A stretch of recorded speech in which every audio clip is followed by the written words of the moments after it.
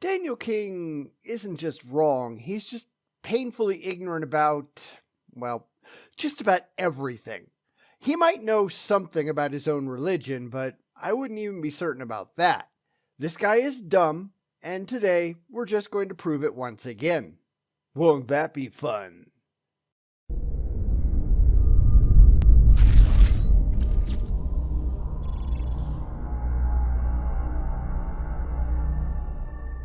So today we're back with yet another video on Daniel King, number 10 in his Proofs for God series, and he hasn't found anything that remotely proves his God yet, and I don't think we should be expecting him to do any better this time out. In fact, he's just proving what an ignorant imbecile he is. He's trying to talk about DNA this time, and he spends most of his time stumbling over words that he just doesn't comprehend. And that's hardly a surprise, is it? So let's get to it. This might be good for a laugh. DNA proves God is real. No, it doesn't. Now, I just had a discussion with the theist over this very subject, and I figure that King is probably going to try the same thing. It's really the same failure that's gone on in every single one of his videos, but we'll go over it once again for any newcomers. Ultimately, everything King is saying comes down to, I don't get it, therefore God. But that doesn't mean that God done it. DNA is a code. No, it isn't. Not in the sense that you mean it is. It's just a bunch of leaping from one absurd idea to the next. Codes can only come from intelligent minds. False, they don't. God is the only intelligent mind I can come up with, and therefore God did it. These people are just idiots. Now, granted, we're pretty sure that King is going to pull the same thing, and that's already been debunked, but we'll do it again, just to see it in real time. We could just leave this before he even gets to his strut, but where's the fun in that? So let's go watch King make a fool of himself once again, and then we'll get down to it.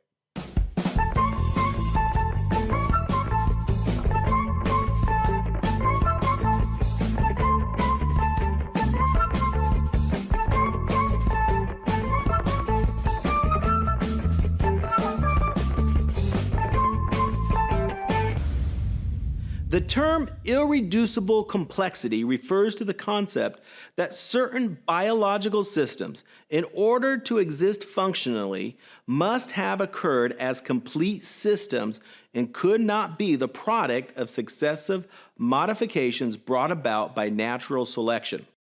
And that's just nonsense. We've already seen the creationist idiots prove this over and over and over again.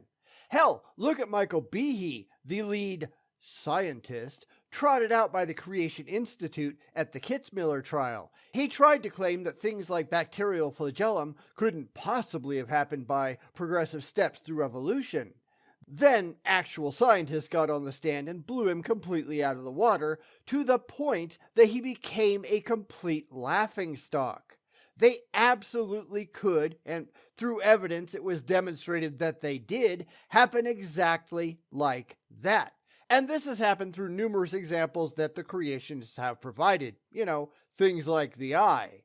That's why the judge threw the whole thing out as not science, and creationism was proven, once again, to be the complete religious bunk that it is. What the hell else is new? Consider a Rolex watch. If one single part of the watch is missing, the watch will not work. Watches don't evolve. This is ultimately why the watchmaker argument falls apart, because watches do not change over time as biological entities do.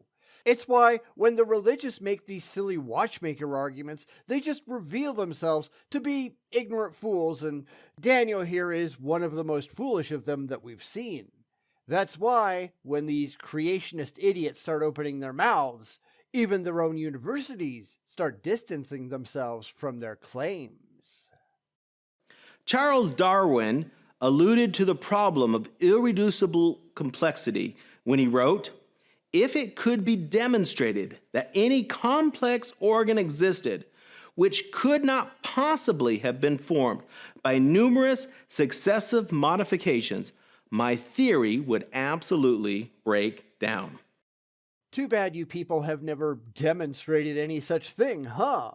Now, as we've talked about a lot in recent videos, the religious, they love to go back to ancient thinkers, ignoring anything that might have happened in the interim.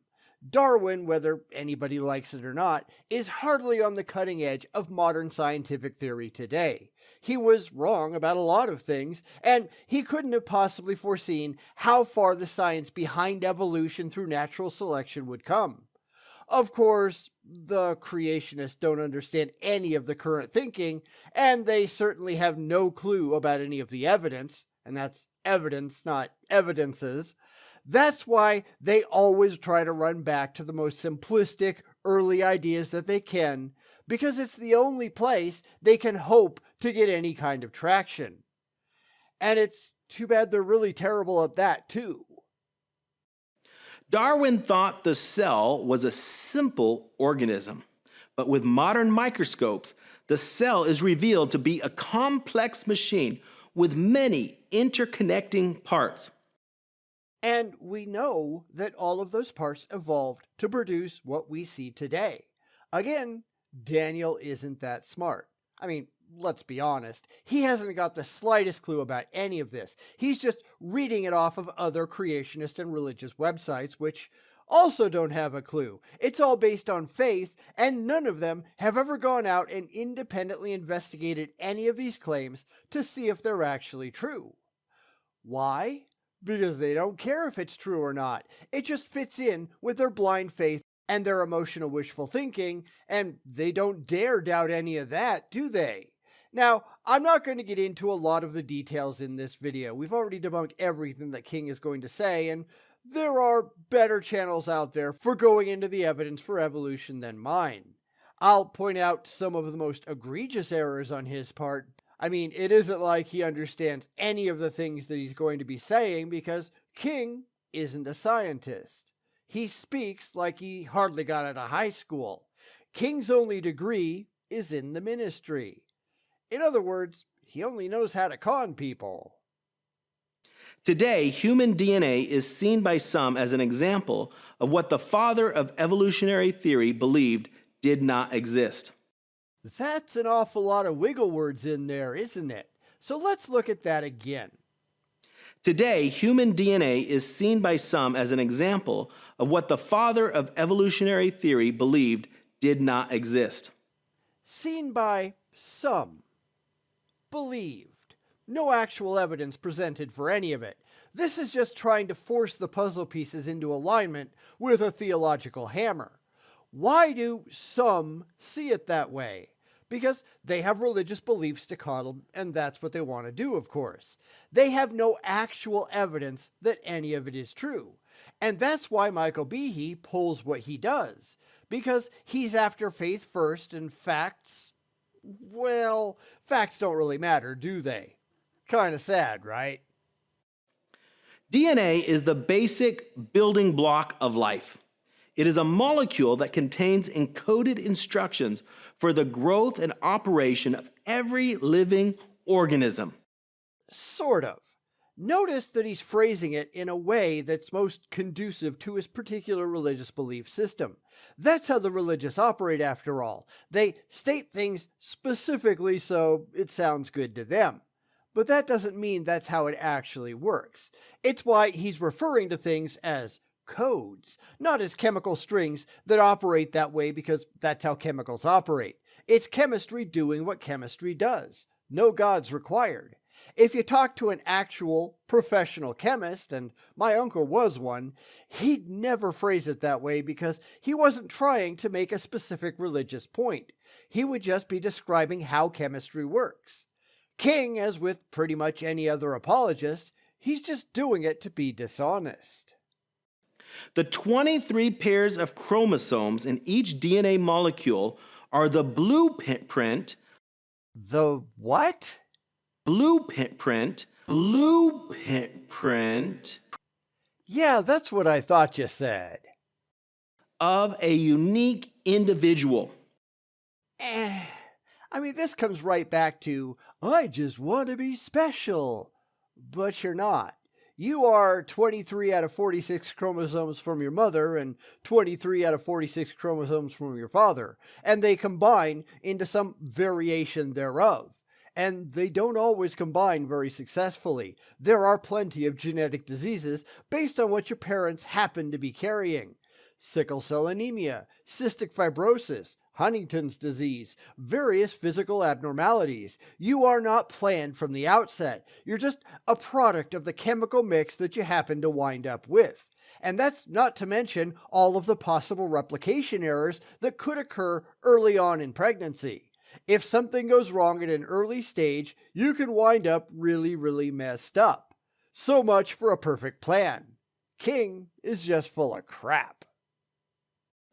DNA molecules consist of two strands of nucleotides that coil around each other to form a double helix shape.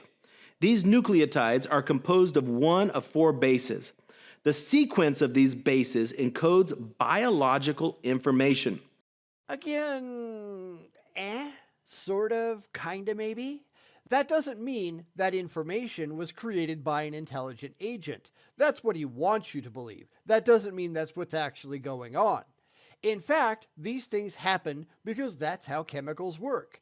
Adenine and thymine pair together naturally, and cytosine and guanine, they pair together naturally. That's just how it goes.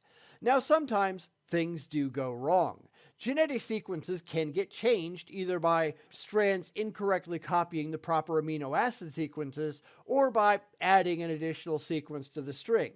This could be detrimental to the organism, or it could be a mutation that imparts a benefit. It could also make the organism completely untenable to the point that it can't maintain life functions.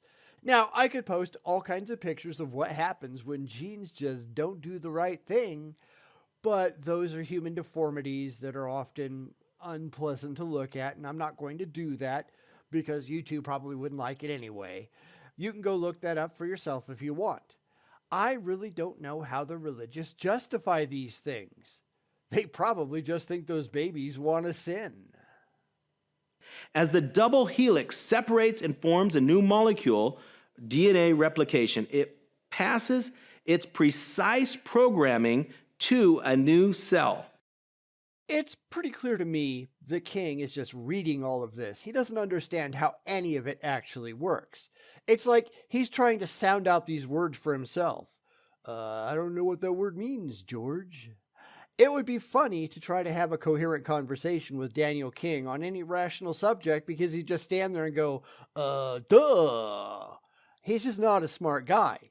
Even on religion, I'm sure most atheists could give him a run for his money because we tend to know a whole lot more about religion than the religious do. They don't care if any of it makes any sense. They just want to believe. The human DNA molecule is composed of over 3 billion bits of information in a precise sequence. If nothing goes wrong. I mean, strand slippage is a thing, and even though the genome tries to repair itself, that doesn't mean that it's always successful. That's why about 23 in every 100,000 births result in cancer. More often than not, that comes about by genetic mutation that just happens. Sometimes that's not fatal, it can just be carried around for a lifetime and passed on to that child's children, but sometimes it really kind of fucks you up. Nature sucks sometimes, that's just the way it goes. How would you justify any of this with an all-good, all-powerful God behind it? I'd love to see King try. A single cell has more digital information encoded in its DNA than an entire set of Encyclopedia Britannica. So what? That doesn't mean a god did it. This is just Daniel blathering on about, well, I don't get it, therefore God. But that doesn't mean that God was responsible. That's where all of these dumbass apologists go rationally sideways. They don't understand how reason, or especially reality, works. They're just desperately trying to get to the emotionally comforting beliefs in their heads without actually doing any independent research or understanding the words that are coming out of their mouths. Because they don't care. Sad, huh? Like a Rolex watch, the complexity of DNA is evidence of design. Sorry, but the hallmark of design is simplicity, not complexity. Of course, a lot of people just don't recognize that, which is why the religious have come to this ridiculous conclusion. It's why common sense isn't that common. Most people don't understand how reality actually functions. Sadly, the religious fall entirely into that category. They don't know, and they don't care. And that's why they're so dumb. Richard Dawkins claims that there are a billion planets in the universe. Then he gives the chance of DNA arising from nothing as 1 in a billion. He concludes that even with such absurdly long odds, life will still have arisen on a billion planets, of which Earth, of course, is one. I mean, Dawkins might have said that once. I don't know, and I don't really care. At the moment, though, science estimates that there are about 700 quintillion planets in the universe. We've discovered more than 5,000 of them so far, and we're finding more all the time. Now, granted, a lot of them are not candidates for life, at least based on our current knowledge and what we're defining as life, but we now think that just the Milky Way galaxy alone could harbor 6 billion Earth-like planets. That would mean, using just his claims, that there could be 6 planets with life in our very own galaxy alone. That's probably absurdly low, though, but we'll just go with it. So how many galaxies are out there? Well, just going off the Hubble Ultra Deep Field scans, it's just one tiny, infinitesimal part of the universe. It found about 10,000 visible galaxies. If we just expand that out, it brings us to about 2 trillion galaxies in the entire universe, and we can't even be sure of that. 6 planets with life, assuming our galaxy is at all representative, that would mean that there are 12 trillion planets with life out there somewhere. That doesn't make it seem all that rare, does it? In reality, the chances of DNA forming into usable information are vastly lower than 1 in a billion. Really? Do tell. Be sure to provide your evidence for that claim.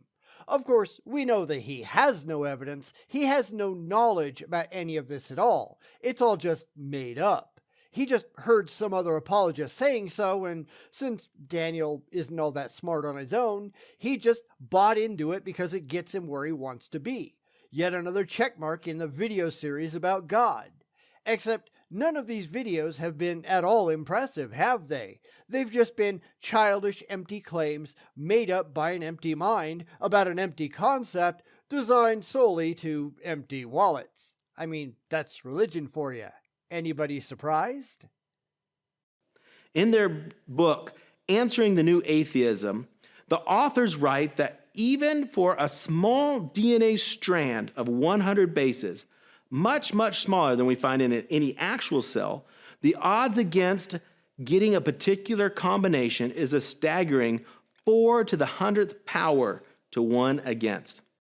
Yeah, not so much. Now, I know I read that book somewhere back in 2008, 2009 or so when it came out, but I don't recall there being any actual science in there at all. Granted, I looked at my bookshelf and it's not there, meaning it's probably packed in a box someplace, and I can't lay my hands on it immediately, but I don't really remember being all that impressed with their level of scholarship.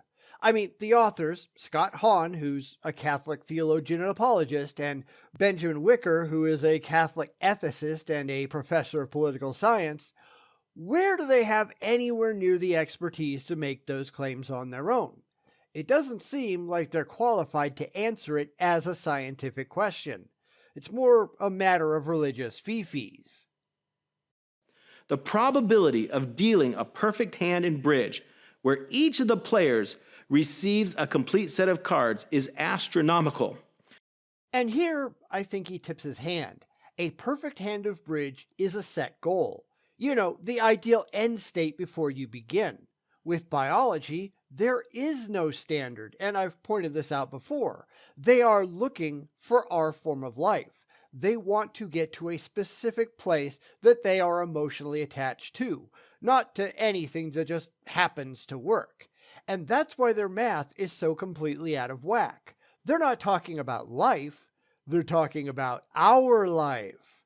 There's a big difference in that. But the improbability of DNA randomly assembling is much higher. DNA doesn't randomly assemble. It's chemistry doing what chemistry does. It's not magic as people like King seem to think that it is. It's well understood processes that occur every single day. And this is why trusting King with anything, well, it's a really bad idea. The chances of human DNA randomly assembling are as good as the odds that a deck of cards thrown up into the air in the middle of a hurricane will fall to the ground and form a 4-story house of cards, with each story being a perfect suite of cards in order from high card to low card. He wouldn't have the slightest clue how to calculate any of this if we asked him to. That's just how ridiculous this is. If he keeps this crap up, I'm just going to skip over it until he finds something worth addressing. Daniel King is a complete and utter joke.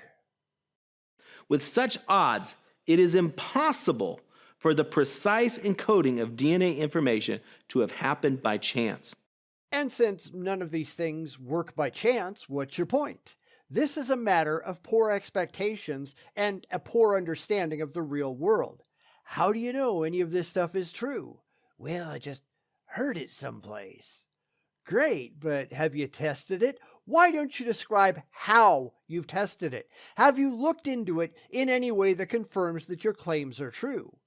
No, but I heard it someplace and I like it, so it's got to be true. These people are really, really dumb. When one looks at the complexity of DNA, it is obvious that there is a creator. Wrong, but for the sake of argument, let's try to be charitable. Even if it did prove that there was a creator, that doesn't mean that it's your God. Since the title of your entire series is Proof God is Real, I have to ask how you actually got there. Don't make claims, show me the steps. They just can't do that. They don't understand the steps. They just want to get to the end conclusion. They don't understand how to rationally demonstrate anything. They just leap to what they wish was true because, fee-fees. What else do they have? Yet, even in that case, they still have all of their work ahead of them, don't they?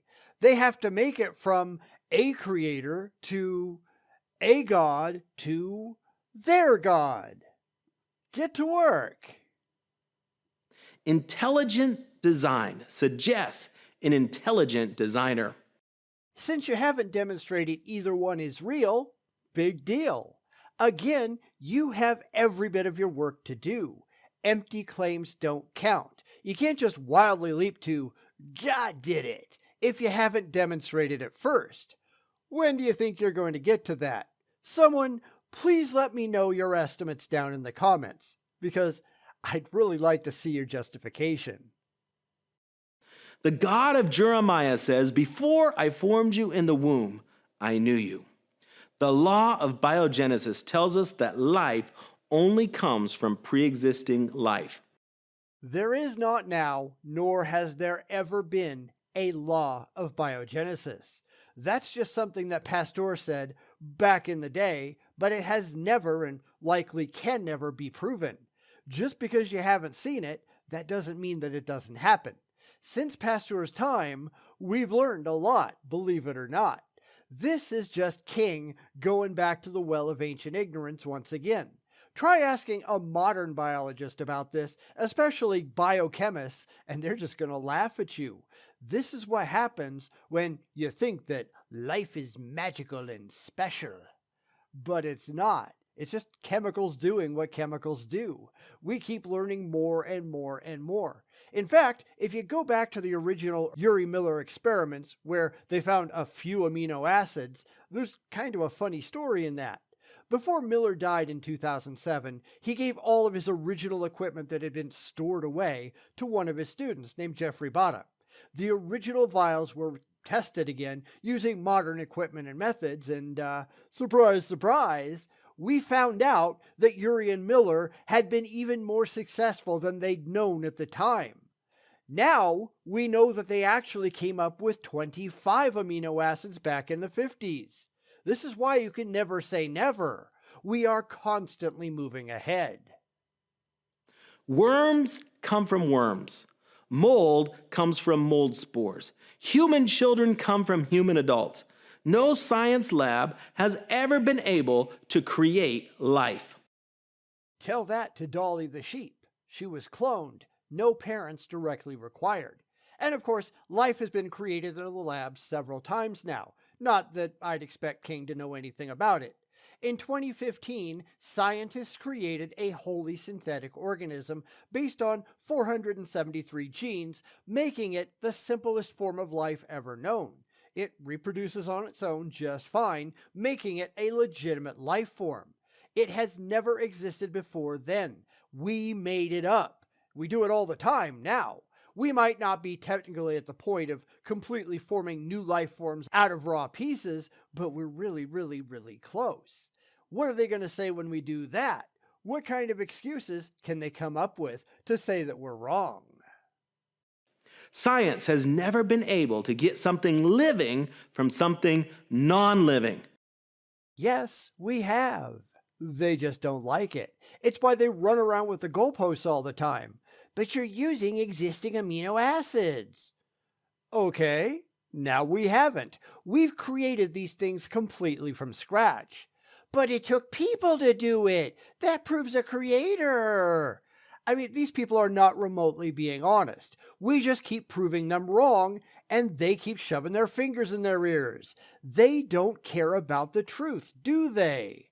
They just desperately want to believe. No scientist has been able to recreate replicating DNA in a laboratory. The inability of scientists to create life from non-life is not just a God of the gaps problem. It is an insurmountable roadblock to the theory of evolution. You are such an idiot. Not only do you not know that all of these things have already been done, because it's not like he's ever going to do a basic Google search or anything, but he doesn't even understand what evolution is. Every single video he makes that touches on it is laughably ridiculous. If you can't do it right now, it can't ever be done. That's not how this works. Sorry, you're a moron. You really are. Stop making a fool of yourself. When I look at my body and all of its intricacies, millions of cells working together in perfect harmony, I say, yes, God is there. I don't think anybody in their right mind wants to look at your body, Daniel. I mean, ew.